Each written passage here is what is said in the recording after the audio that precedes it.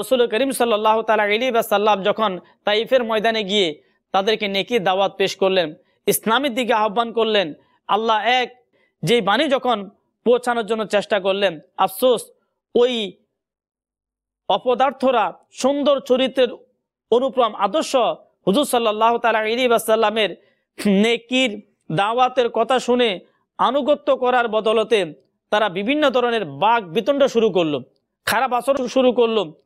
প্রিয় ইসলামী ভাইরা, আল্লাহর হাবিব সাল্লাল্লাহু তাআলা আলাইহি ওয়াসাল্লাম কিন্তু তাদের এই খারাপ আচরণে কোনো প্রকার সাহস হারাননি। হুজুর সাল্লাল্লাহু তাআলা আলাইহি ওয়াসাল্লাম সামনের দিকে অগ্রসর হলেন, তাদের নিকট ইসলামের দাওয়াত পেশ করতে লাগলেন। কিন্তু আফসোস, শতকোটি আফসোস, মদিনার সুলতান সাল্লাল্লাহু তাআলা আলাইহি ওয়াসাল্লামের মুক্তির বাণী শোনার জন্য কেউ প্রস্তুত ছিল না।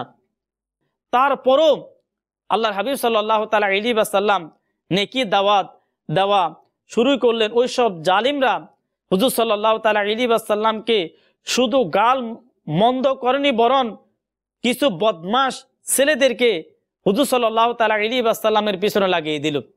প্রথমত তারা বিভিন্ন ধরনের নির্যাতন করলো, গালিগালাজ করলো, খারাপ আচরণ করলো।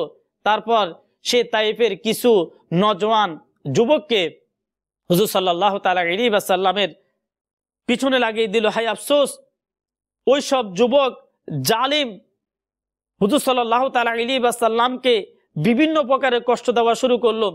তারা সামনে এসে বিভিন্ন প্রকারের তালি বাজানো শুরু করলো, বিভিন্ন ধরনের উপহাস করা শুরু করলো। ওই সব জালিমরা হাতে পাথর উঠিয়ে নিল। দেখতে দেখতে বিশ্বনবী রাহমাতুল লিল আলামিন সাল্লাল্লাহু তাআলা আলাইহি ওয়াসাল্লামকে পাথর নিক্ষেপ করলো। সে তায়েফের দুষ্ট নজওয়ান আমার নবীর শরীরে পাথর মেরে আমার নবীর শরীরকে রক্তাক্ত করে দিল।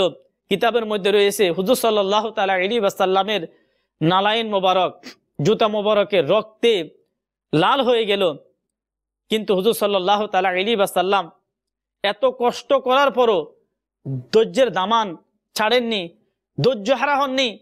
আল্লাহর হাবিব সাল্লাল্লাহু তাআলা আলাইহি ওয়াসাল্লামের এই কঠিন অবস্থা দেখে জিবরাইল আমিন আলাইহিস সালাতু ওয়াস সালাম পাহাড়ে নিযুক্ত ফেরেশতাকে সাথে নিয়ে রাসূল করিম সাল্লাল্লাহু তাআলা আলাইহি ওয়াসাল্লামের দরবারে হাজির হলো, আরজ করলো, ইয়া রাসূলুল্লাহ, আপনি হুকুম করুন, আপনি অনুমতি দিন, তাহলে এই কাফিরদেরকে আমরা দুই পাহাড়ের মাঝখানে এনে তাদেরকে খতম করে দেব, তাদেরকে ধ্বংস করে দেব।